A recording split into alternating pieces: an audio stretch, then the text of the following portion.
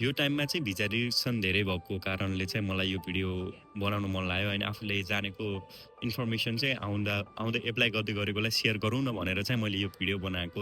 र नेपालबाट एप्लाई गर्दै हुनुहुन्छ भने चाहिँ कुन एरियामा काम गर्दा चाहिँ भिजा रिजेक्सन हुने अलि थोरै चान्स हुन्छ भनेर चाहिँ म यो भिडियो हजुरहरूलाई बनाउँदैछु। र फर्स्ट कुरा चाहिँ तपाईँले एकाडेमिक राम्रो बनाउनु पर्यो। यदि अस्ट्रेलिया एप्लाई गर्दै हुनुहुन्छ भने चाहिँ एकाडेमिक चाहिँ एकदमै राम्रो भएको तपाईँलाई प्लस पोइन्ट हुन्छ है। तपाईँले अब +2 गरिराख्नु भएको छ या अब तपाईँले ब्याचलर सकेर एप्लाई गर्दै हुनुहुन्छ भने चाहिँ तपाईँको जति राम्रो एकाडेमिक भयो त्यति नै तपाईँलाई फाइदा हुने हो। र दोस्रो कुरा चाहिँ तपाईँको हाम्रो इङ्ग्लिस प्रोफिसियन्सी चाहिँ राम्रो हुनुपर्छ। अब तपाईँले आर्ट्स गर्दै हुनुहुन्छ कि पिटी गर्दै हुनुहुन्छ म्याटर गर्दैन, तर गुड स्कोर हुनु पऱ्यो क्या तपाईँलाई होइन। अब अरू एउटा दुईवटा कलेजमा मात्र रिलायबल हुन भएन क्या।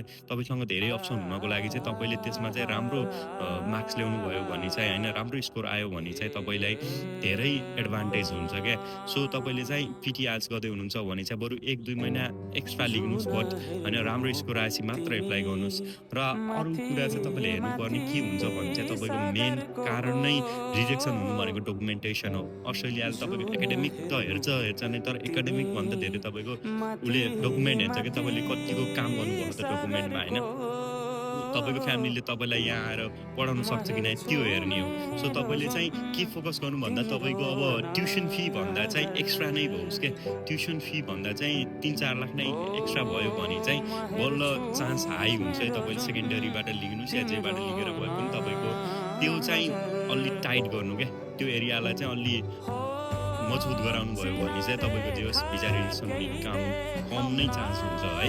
अनि अर्को चाहिँ तपाईँले होइन अब एप्लाई कुन कन्सल्टेन्सीबाट गर्दै हुनुहुन्छ भन्ने नि म्याटर गर्ने कुरा हो क्या। तपाईँले होइन कतिको त्यहाँको भिजा सक्सेस रेट कतिको छ त होइन, कतिको त्यहाँ भिजा आइरहेछ त रिसेन्टली होइन, त्यो हेरेर गर्ने हो क्या। तपाईँले जुन पाए त्यही मेरो मामाको, मेरो दिदीको, मेरो दाइले चिनेको यताउति भनेर जहाँ त्यहीबाट पनि तपाईँले एप्लाई गर्नुहुन्छ। सो त्यसको कारणले भिजा रिजेक्सन हुनुको मेन कारण नै त्यही हो।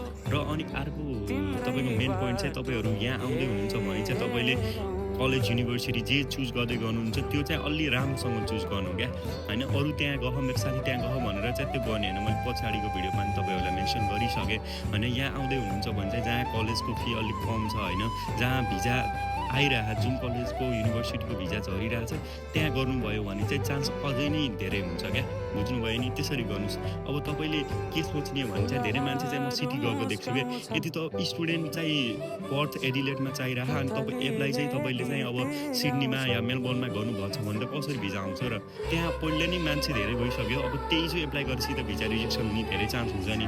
कामदार चाहिएको बुटोलमा अनि तपाईँ चाहिँ काठमाडौँ गएर काम गरेर हुन्छ र त्यस्तै नै हो क्या। स्टुडेन्ट पनि उनीहरूलाई स्टुडेन्ट चाहियो अर्को ठाउँमा, तपाईँ जानुहुन्छ अर्को ठाउँमा, त्यही कारणले नै भिजा रिजेक्सन हुन्छ। सो यिनै एरियामा चाहिँ तपाईँले राम्रोसँग काम गर्नुभयो होइन, राम्रोसँग ध्यान पुऱ्याएर काम गर्नुभयो भने चाहिँ रिजेक्सन चाहिँ हुन्न जो है। तपाईँको होइन म अब 100% त दिन सक्दिनँ, तर 90% चाहिँ तपाईँको भिजा लाग्छ नै जो कि यो मैले मेन्सन गरेको एरियामा चाहिँ तपाईँले राम्रोसँग काम गर्नुभयो भने चाहिँ। सो अब अल द बेस्ट सबै जो एप्लाई गर्दै हुनुहुन्छ। र मेन कुरा चाहिँ तपाईँले यो मार्चमा गर्दै हुनुहुन्छ भने चाहिँ प्लिज मार्च भनेको चाहिँ यस्तो टाइम हो कि तपाईँले यो टाइममा एप्लाई नै नगर्नु क्या।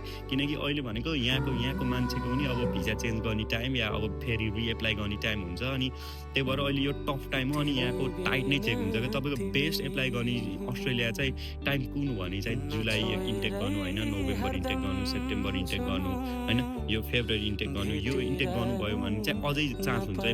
मार्च भन्छ चाहिँ मार्चमा चाहिँ धेरै नै रिजेक्सन हुन्छ क्या, किनकि अहिले टाइटली नै चेक गरेको हुन्छ। सो यिनी एरियामा तपाईँ काम गरेर आउनुहोस्, तपाईँको अस्ट्रेलियाको भिजा 100% नै लाग्छ ल।